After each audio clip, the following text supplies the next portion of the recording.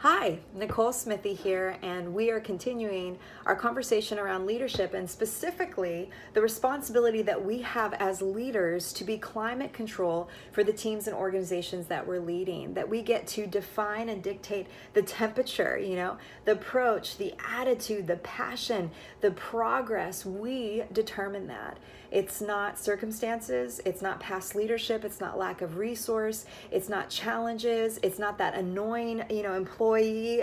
It's none of those things. It's actually us. We as leaders get to take responsibility, which is very sobering, but it's also very empowering because it means if right now the temperature is not where we want it to be, if it's more negative than positive, if it's more stagnant than progressive, if it's more dysfunctional than healthy, then we can turn the tide. We can control the climate. We can set a new tone and readjust the temperature by the actions that we take intentionally as leaders. So we talked about the role that our attitude plays in being climate control. We talked about the language we use helping adjust the temperature of the team. We talked about our reaction under pressure and choosing to respond full of faith and intentionality and wisdom and not reacting out of stress or negativity.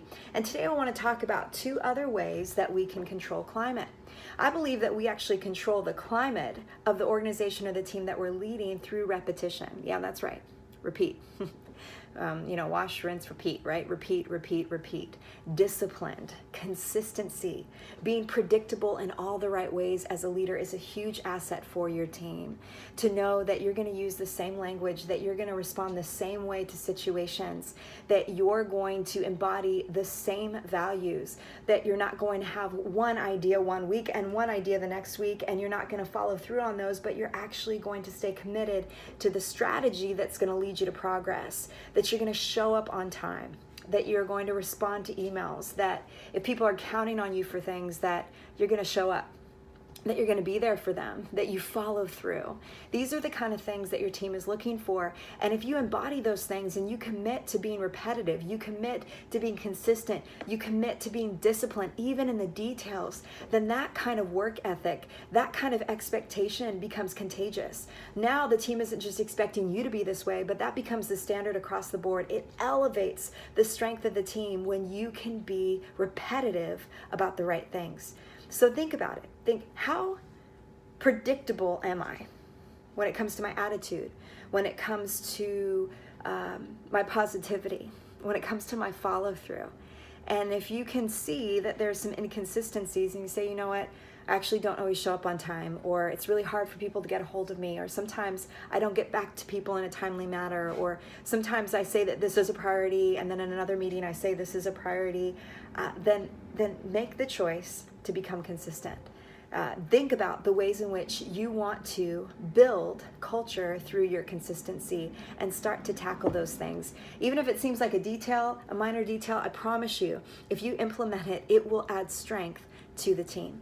And finally, we actually get to control climate through celebration. Yes, I said it, partying. Celebration, taking moments to celebrate the wins, to celebrate the right things. I've found that in a lot of teams and a lot of organizations that if you ask somebody on the team what a win is, somebody will say one thing, but if you ask somebody else on the team, they'll say something different. That's scary. We want the whole team to, one, know what a win is, and then we want them to win. And when you celebrate wins and you're intentional about what those wins are, you're letting everybody know this is the goal, this is the prize, this is progress, this is what it feels like, this is what it looks like.